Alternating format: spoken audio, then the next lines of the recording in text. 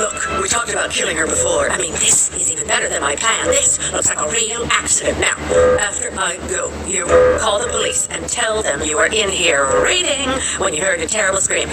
And you turned just in time to save Madeline fall down the stairs. Why are you leaving? I think it may raise a little suspicion if they find your ex-fiancé here with your current wife dead. Right, you're right. You can do it, Ernest. Be strong. Just wait for the police.